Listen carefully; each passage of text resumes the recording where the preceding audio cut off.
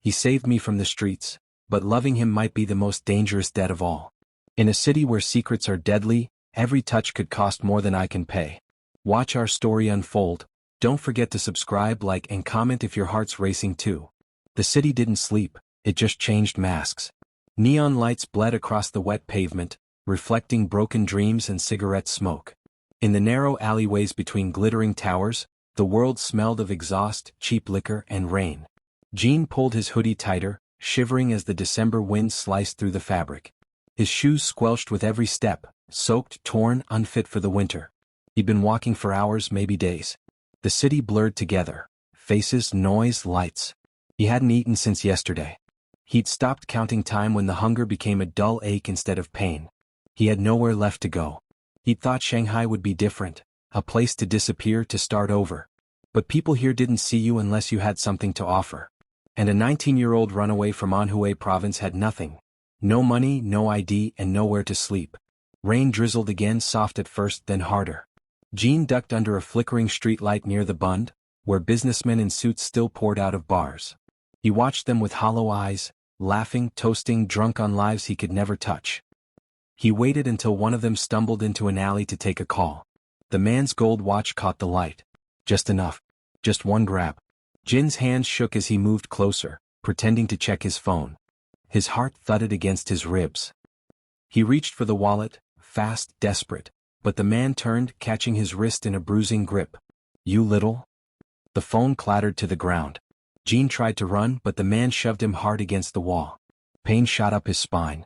Within seconds, two other men joined in, drunk friends, laughing cruelly. "Street trash," one spat. "Think you can steal from me?" They shoved him down, kicks landing on his ribs and shoulder. Jean gasped for air, arms covering his head. The alley filled with curses and rainwater pooling around his body. "Please? I'm sorry." A voice cut through the noise, cold and controlled. "Enough." The men froze. Jean looked up, dazed. A black car idled at the mouth of the alley. 3 men in black suits stood like shadows behind it, tall, silent, efficient. And between them, under an umbrella, stood Liang Wei. He was young, maybe late 20s, but everything about him radiated command. Sharp jaw, dark hair slicked back from a face too calm to be kind. He wore a black trench coat over a charcoal shirt, no tie, yet his posture was more formal than any of the men he confronted. His gaze swept the alley, landing on Jean with clinical detachment, then on the businessmen. "Do you know who this street belongs to?" he asked softly. The drunk man frowned. "I what? Who the hell?" The sound of a gun's slide clicking back echoed. One of Liang's men raised his weapon, aimed at the man's leg. The message was clear. Liang exhaled smoke from the cigarette between his fingers. "You can go," he said. "Now." The 3 men stumbled backward, stammering apologies, tripping over puddles as they ran. The alley was silent again except for the rain. Jean stayed on the ground, trembling, his cheek against cold concrete. Liang approached slowly, each step precise. He crouched beside him, smoke curling between them. "Name?" Jean hesitated. His voice came out hoarse. "Jean." "Surname?" He swallowed. "Zhang." Liang studied him, eyes narrowing slightly. "Age?" 19. "Family?" Jean looked away. "None." Liang flicked his cigarette to the ground, crushing it under polished shoes. "Stand up." Jean tried. His legs shook, his ribs ached. Liang's gloved hand caught his elbow, steadying him with unexpected gentleness. For a heartbeat, Jean looked up, into eyes that were neither cruel nor kind, just unreadable. "What are you running from?" Liang asked. Jean didn't answer. Liang's gaze lingered on him a moment longer, then he nodded to one of his men. "Bring him." "Sir." Liang's tone turned to ice. "I said bring him." They led Jean to the black car. Inside, warmth and the faint scent of leather hit him like a wave. The world outside blurred as the car moved through the rain-slick streets. Jean sat stiffly, every nerve screaming that this was a mistake. Yet when he glanced at Liang sitting beside him, calm, distant, looking out the window, something inside him eased. The man didn't feel like danger. Not yet. They drove into the financial district, where skyscrapers rose like glass knives against the night. The car pulled up before a luxury high-rise with private guards at the entrance. No one dared meet Liang's eyes as they passed. Inside the penthouse, silence reigned. The place was vast, minimal, dark marble floors, city lights flooding through floor-to-ceiling windows. Bathrooms there, Liang said without looking at him. Clothes will be sent up. Eat if you want. Sleep if you can. Jean stared. Why are you helping me? Liang's expression didn't change. I don't like seeing weak men kicked in my streets. It looks untidy. The words stung even though the tone was flat. Jean nodded mutely and stepped away. He showered until the water ran clear of blood. The new clothes were too fine for him. Soft cotton shirt, clean sweatpants. He ate quietly from a tray of rice and pork left on the counter. Every few minutes he glanced toward the closed door to the balcony, where Liang stood smoking, phone pressed to his ear, voice low and controlled in Mandarin. Even through the glass, his presence filled the room. Jean curled on the couch, exhaustion weighing him down. The city outside pulsed like a living thing, alive, cruel, and indifferent. But here, in this stranger's home, warmth touched him for the first time in months. He didn't trust it. He didn't trust him. Yet something about Liang, the calm voice, the quiet power, made him feel seen. And that was more dangerous than hunger. Hours passed. The sound of rain softened. When Jean opened his eyes again, the room was dark except for the skyline glow. Liang was still there, sitting in an armchair, half in shadow. You didn't sleep, Jean murmured. Liang glanced at him. I don't sleep much. Do you always help people like me? No. Then why? Don't ask questions you don't want answered. Liang cut in, his tone cool but not harsh. You're safe here. For now.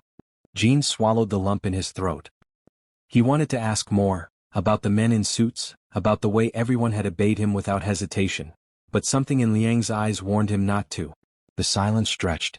You should rest, Liang said finally. Tomorrow I'll decide what to do with you. He rose, his long coat brushing the floor, and walked toward the hallway. Just before he disappeared into the shadows, Jean whispered almost too softly, Thank you. Liang paused. The only response was a faint flick of his head, acknowledgement, not warmth. When the door closed, Jean lay back down. For the first time since he'd fled home, the walls didn't feel like they were closing in. The sheets smelled faintly of cedar and smoke. His heartbeat slowed. Outside, Shanghai gleamed like a jeweled lie. Somewhere in that maze of power and money, the man who had saved him ruled with iron hands and secrets. And though Jean didn't know it yet, he was already bound to him. On the balcony, Liang lit another cigarette. The city stretched before him, endless, glittering, suffocating. He exhaled smoke into the night and muttered under his breath. Saving him was a mistake. But even as he said it, his gaze flicked to the reflection of the sleeping boy in the window, and something unspoken, something dangerous, stirred in his chest. The days that followed blurred together like smoke. Jean woke each morning unsure if he was still in the same world. The penthouse high above the city where everything gleamed and nothing felt real. The glass walls stretched from floor to ceiling, letting in light that felt too clean for him. He didn't belong here. At first he thought Liang Wei had forgotten about him. The man was gone before dawn, returning only deep into the night. His men, silent, efficient, delivered food, clothes, and instructions but never conversation. Jean washed dishes that didn't need cleaning. He folded clothes that weren't his. He moved through the apartment like a ghost. Still, the warmth of the place had begun to sink under his skin. He no longer woke shivering. The bruises on his ribs were fading. He almost felt safe, and that frightened him most of all. Liang returned one evening earlier than usual. Jean was on the balcony, watching the city's traffic move like veins of light through Shanghai's heart. You shouldn't stand out here, Liang said quietly behind him. Jean turned. Liang's coat was damp with rain, his expression unreadable. He set his cigarette case on the table. It's cold, Liang added. I'm used to it. Getting used to it, Liang said. His gaze lingered on Jean for a second too long, the loose gray shirt clinging to his frame, the wind lifting strands of damp hair, before he turned away. You can start working tomorrow. Jean blinked. Working? You eat here, sleep here. You'll earn it. My house isn't a shelter. He wanted to protest, but there was no anger in Liang's voice, just fact. What kind of work? Liang's mouth twitched, almost like amusement. You're too small to fight and too kind to threaten. We'll start with errands. Deliveries, cleaning, helping my assistant. Stay quiet, stay unseen. That's how you survive here. Jean nodded slowly. Yes, sir. Something flickered in Liang's eyes at the word sir. He didn't correct him. The next day, Jean followed instructions from Qiao, Liang's assistant, a lean, sharp-eyed man who never smiled. He showed Jean the schedule, the routines, the hierarchy of silence. You don't ask questions about the boss's business. Ever. You do what you're told and you'll stay breathing. Jean nodded. He learned to move quietly, to blend into the background, the way everyone else did around Liang. But sometimes when Liang spoke, even the air seemed to still. He wasn't cruel, just absolute. People obeyed because they believed he would never repeat himself. To Jean, that certainty was both terrifying and magnetic. Late one night, Jean found him alone in the study, lit only by the pale glow of the skyline. Papers scattered across the desk, an untouched glass of whiskey near his hand. Liang's shirt sleeves were rolled up, revealing the edge of a tattoo curling around his wrist, black ink, delicate and sharp. You're still awake, Liang said without looking up. I couldn't sleep. Liang finally raised his gaze. Nightmares? Jean hesitated, then nodded. Liang gestured to the chair opposite him. Sit. Jean obeyed. The silence between them was heavy, but not uncomfortable. The soft hum of the city below filled the space. Do you regret coming here? Liang asked. I didn't have anywhere else to go. That's not what I asked. Jean stared down at his hands. No. I don't regret it. Even if you know what kind of man I am? Jean lifted his head. I think I already do. Their eyes met, steady, searching. Liang's lips parted slightly, then pressed shut again. Whatever he was about to say, he swallowed it down. Go to bed, he said instead, voice softer than before. Jean stood, hesitating. He wanted to thank him, for safety, for warmth, for not asking too many questions, but the words tangled in his throat. Liang looked at him as if reading his hesitation. Don't try to understand me, Jean. Why not? Because you'll fail. Days turned into weeks. The rhythm of Liang's world began to shape Jin's days. Quiet mornings, errands, meals left on the counter, and nights where Liang's presence filled the air like thunder waiting to break. Jean learned to read the unspoken rules. No one mentioned the gang, the money, the violence that lingered like perfume on Liang's suits. And yet, every time Liang brushed past him, Jin's heart stuttered. Sometimes it was accidental, a hand grazing his shoulder when taking a file, a steadying touch when Jean slipped on wet tiles. Other times it wasn't, like the night Liang came home bleeding. Jean was in the kitchen washing dishes when he heard the door open and muffled voices, hurried low. Xiao's tone was tense. He'll need stitches. Liang's voice was hoarse. It's fine. Jean stepped out. His breath caught. Liang's shirt was soaked in blood near the ribs, his movements slower than usual. Go back inside, Liang said sharply. No, Jean whispered. You're hurt. I said. Let me help you. Something in his tone made Liang stop. For the first time the man looked uncertain. Xiao hesitated. Boss. Liang nodded once. Leave us. When they were alone, Jean guided him to sit. His hands shook as he lifted the blood-stained fabric. The wound was deep but clean, a knife, not a gun. Why didn't you go to a doctor? Liang smirked faintly. Doctors ask questions. Jean pressed gauze to the wound, focusing on the task, though his heart raced. Liang's skin was hot under his touch. Hold still, Jean murmured. Liang's breath hitched, almost imperceptibly. You're too gentle for this world. I'm learning, Jean said quietly.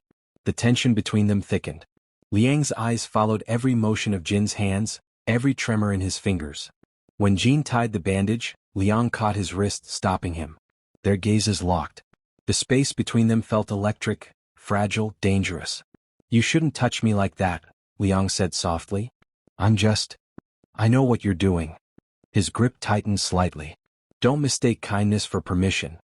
Jean swallowed hard. I wasn't. For a long moment, neither moved. Then Liang released him, leaning back, exhaling smoke into the dim air. Go get some rest. Jean obeyed, but his hands trembled as he closed the door. Behind him, Liang stared at the bandage, at the faint warmth lingering on his skin. He didn't understand why it mattered, or why it terrified him. The next morning, Jean found a note on the counter in Liang's handwriting. You did well last night. Don't do it again. He smiled despite himself. Weeks later, the boundaries between them had blurred into something unspoken. Jean began to anticipate Liang's moods, when to stay silent, when to bring tea, when to speak softly, and when not at all. Liang, in turn, stopped pretending he didn't watch the boy move through his house. One night, Liang stood on the balcony, city lights washing his face in silver. Jean joined him quietly. Do you ever regret it? Jean asked. Liang didn't look at him.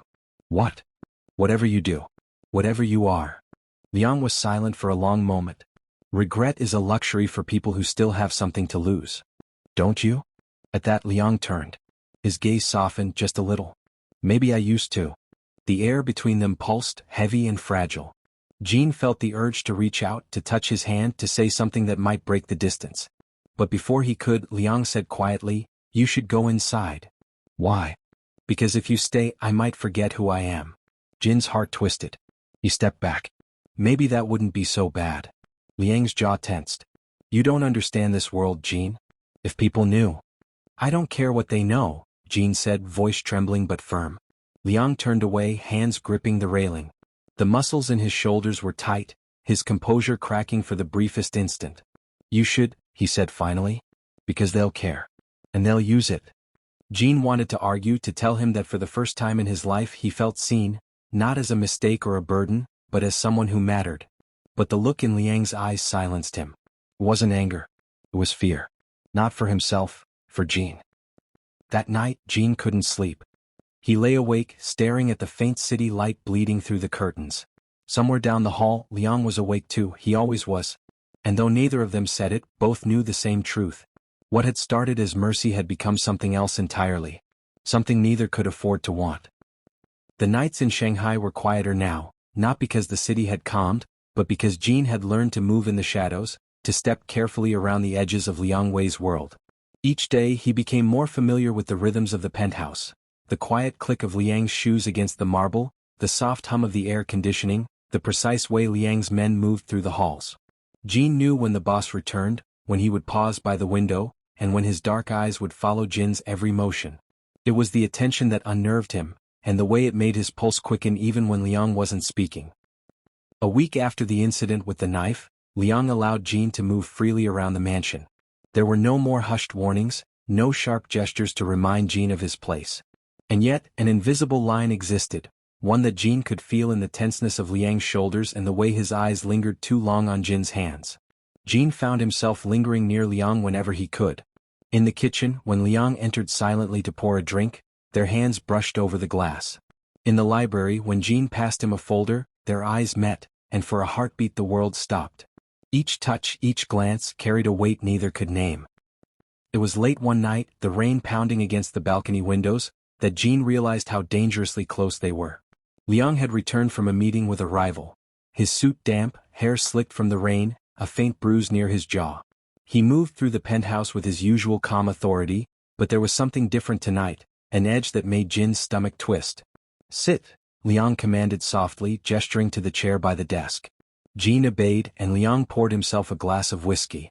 The amber liquid caught the neon light, glowing like molten gold. Liang swirled it, then glanced at Jean. "You should not be here," he said, voice low. "It's dangerous for you to see me like this." "I'm not leaving," Jean said quietly. His eyes traced the line of Liang's jaw, the curve of his shoulder, the faint scar from the fight. "I won't." Liang's gaze lingered on him, dark and unreadable. "You don't understand what you're asking. In my world, people like you, they die. Or worse. I don't care." The words were soft, but they cut through the tension like fire. Liang's jaw tightened. He set the glass down and leaned back in his chair, watching Jean as if measuring his resolve. "You could get hurt. You could be used," Liang said. He stopped, his voice breaking slightly. "And I can't protect you from everything." Jin's throat tightened. "Then let me stay. I'm not afraid of you. Not anymore." Liang's eyes darkened, his usual composure cracking. He rose and moved closer, the distance between them shrinking until Jean could feel the faint warmth radiating from his body. "You don't understand," Liang whispered. His hand lifted slowly, brushing a strand of damp hair from Jin's forehead. The touch lingered far longer than necessary, and Jin's heart caught in his chest. "I think I do," Jean replied softly. "I think I understand more than you know." The tension that had been simmering for weeks erupted in that silent exchange. Liang's eyes searched Jin's face, and for the first time he did not look away. He let the barrier drop, if only for a moment, letting Jean see the man beneath the boss, the man who was lonely, dangerous, and frighteningly human.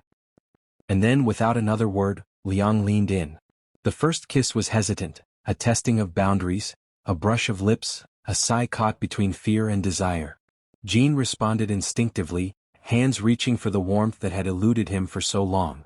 The world around them disappeared, the neon city, the penthouse, even the rain outside. There was only this, the connection, the longing, the recognition that neither could deny. Liang's hands rested lightly on Jin's shoulders at first, then moved to cup his face, drawing him closer. Jin felt the tension in Liang's body melt slightly, replaced with a vulnerability he had never seen before. The kiss deepened, not in lust but in desperate need, two lonely souls finally finding something they could call their own, if only for this moment. When they pulled apart, breathless, their foreheads rested together. "You can't," Liang began, voice rough, but he stopped. "I know," Jin whispered. "I know it's dangerous. But I can't stop." Liang's eyes flicked to the window, to the darkened city beyond, and then back to Jin. His hand slid down to Jin's waist, holding him close, careful, restrained. Every touch carried the weight of unspoken rules, of the world outside that would never forgive them. "You shouldn't want this," Liang murmured. "You shouldn't want me." "I do," Jin said simply.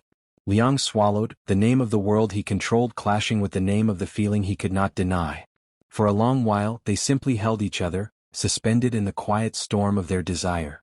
The rain pattered against the balcony, the city breathing around them, and the penthouse became a sanctuary, a place where nothing else mattered but this fragile, dangerous connection.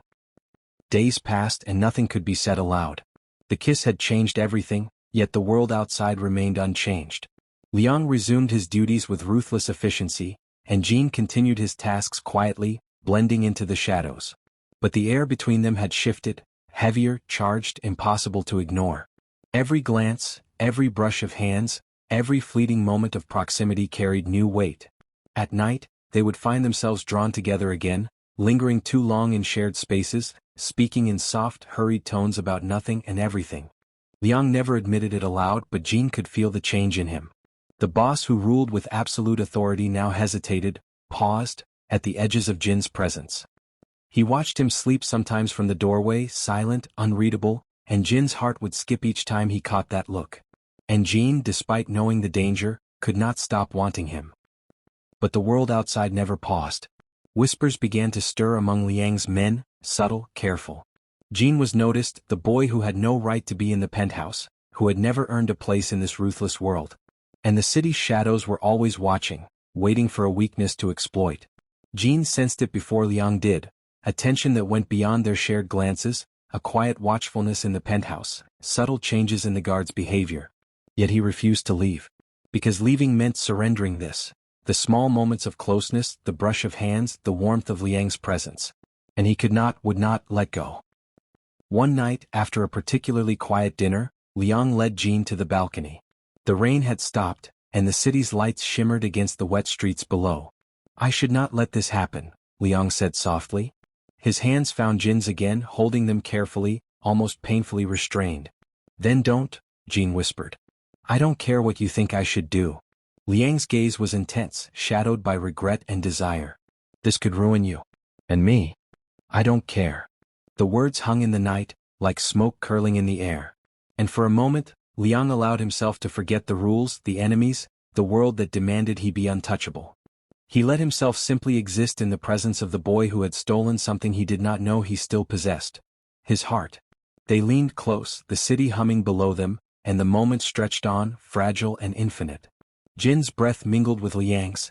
Every touch, every glance, every heartbeat spoke volumes that words could never capture.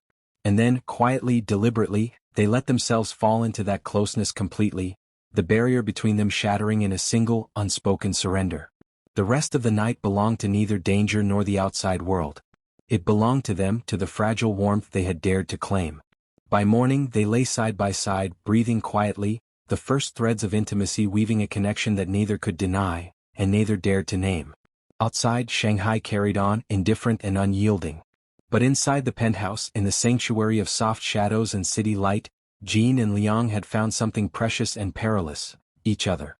And both of them knew it would not be enough to protect them from the world waiting just beyond the glass. The city never truly slept. Even in the deepest hours of night, Shanghai pulsed like a living thing, neon veins coursing through streets, alleys and rooftops. But in the penthouse high above, the air was heavy with tension, the kind that makes silence deafening. Liang had sensed it for days, subtle shifts in his men's behavior, whispers too quiet to hear but sharp enough to notice. Someone had learned the truth. Someone was watching. Jean didn't know what was coming. He only knew the unease that had begun to creep into the mansion like a shadow, the way Liang moved with a tension that hadn't been there before. It began with a phone call. Liang answered in the study, voice clipped, face darkening as the conversation progressed. Jean waited outside the door, pretending to read a book, but his stomach churned with dread. "Yes. I understand," Liang said at last, voice low. He hung up, pinching the bridge of his nose. His normally composed posture was stiff, his hands curling into fists at his sides. "What is it?" Jean asked softly. Liang didn't answer immediately. He studied Jean as if weighing whether to tell him the truth, the real truth that could destroy them both. Finally he said, "You need to be careful. They know about us." Jin's heart skipped a beat. "Who?" "The wrong people. And if they expose us?" Liang's voice trailed, uncharacteristically uncertain.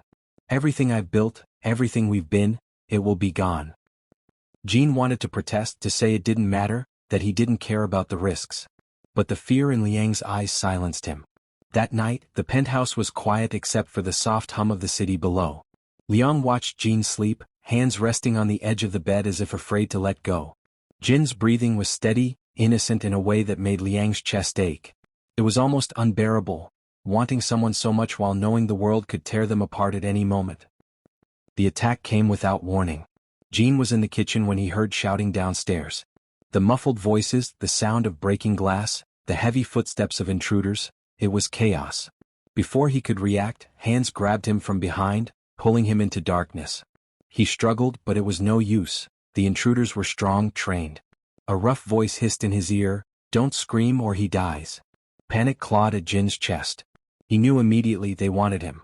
And they knew everything. Liang was faster than Jin could process. He appeared in the hallway, a black coat whipping around him as he moved with the precision of a predator.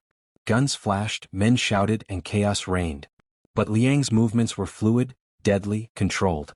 Jean caught a glimpse of him, eyes blazing with fury, before he was shoved into a waiting car. The ride was silent except for the growl of the engine. Jin's hands were bound, and the reality of what was happening sank in. Liang's enemies weren't just trying to intimidate him, they were testing Liang, trying to dismantle everything he had built. Jean wanted to call out, to demand that Liang fight, but fear froze him. Instead, he pressed his face to the seat, wishing he could disappear. Hours passed. The car stopped. Jean was dragged out and thrown into a dim warehouse, the shadows swallowing him. Candlelight, or maybe a single weak bulb, cast the room in a sickly yellow glow. And there, standing among the intruders, was the man who had threatened everything Liang cared about. Zhao Qing, a rival gang leader known for cruelty and cunning. "Ah," Zhao said smoothly, voice echoing. "So this is the boy. The one the great Liang Wei can't seem to resist." He laughed softly, a sound like knives. "I wonder how much he means to you, Liang." Jean swallowed hard, eyes darting toward the shadows where he knew Liang had to be. Liang didn't speak. He simply moved. One man fell to the ground before Jean even realized Liang had struck. Every step he took was deliberate, precise, and merciless. The fight was a blur. The sounds of gunfire, shouting, and breaking wood mixed into a horrifying symphony. And then Liang was there, standing in front of Jean, body tense, eyes dark with fury. "You stay behind me," he said, voice low but lethal. "Do not move." Jean nodded, feeling a strange mixture of fear and safety. Liang was everything the city whispered about, dangerous, untouchable, and yet he was here, alive and protecting him. When the dust settled, Zhao Qing was on the floor, unconscious or worse. The intruders had fled, leaving the warehouse echoing with the aftermath of violence. Liang's chest heaved, but his hands immediately went to Jean, checking him over with an urgency that made Jin's pulse race. "You're unharmed?" Liang said, brushing dirt from Jin's hair. His fingers lingered, trembling slightly, a rare crack in his armor. "Yes," Jean whispered. "I'm fine." Liang's eyes darkened. "You will leave Shanghai tonight." "What? No. Now," Liang interrupted, voice sharp. "Before anyone else finds out. Before anyone can use you against me." Jean swallowed, nodding. He wanted to argue, to say he would never leave him, but he knew the world outside would not forgive them. Liang arranged everything with precision. A new identity, forged documents, and a route that would take Jean far from the city. Each instruction was clipped, concise, and final. Jin's chest tightened with every step. Don't look back, Liang said, voice barely above a whisper. Jean faltered. Liang cupped his face gently, thumb brushing over his cheek. Go. For both our sakes. Jin's hands trembled as he embraced Liang. The warmth, the closeness, the forbidden bond they shared, it was unbearable. I'll come back, Jin whispered, though he didn't know if he could truly promise it. Liang's eyes glimmered with a mixture of longing and despair. If you do, the world will try to take you again. Remember that. At the train station, Jin's heart pounded as he clutched the small package Liang had given him. Money, documents, a single folded note. He glanced around nervously, then at the tracks where the train awaited. And then through the crowd he saw it. A black car parked a short distance away. One figure stood beside it, cigarette glowing faintly in the darkness. Jin froze. Was it Liang?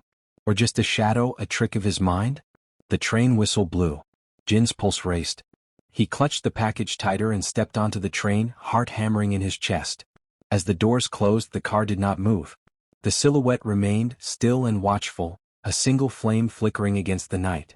Jin pressed his forehead to the window, eyes fixed on the figure. He couldn't tell if he was safe, if Liang was alive, or if he would ever see him again.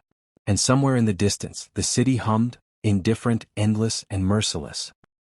The train began to pull away. Shanghai shrank behind him, neon lights blending into streaks of gold and red. Jin's hands trembled, a mixture of fear and hope coursing through him. He opened the note Liang had left. You were my only truth in a life full of lies. What? Survive. And maybe one day we'll meet again. Jin pressed it to his chest, tears blurring the city outside. The car remained, still watching. And Jin didn't know, had Liang survived? Was he coming after him, or had the world finally claimed the man who had taught him the cost of a touch? The train carried him forward, but the question lingered like smoke. Would their love survive, or had it already been lost to the shadows of the city?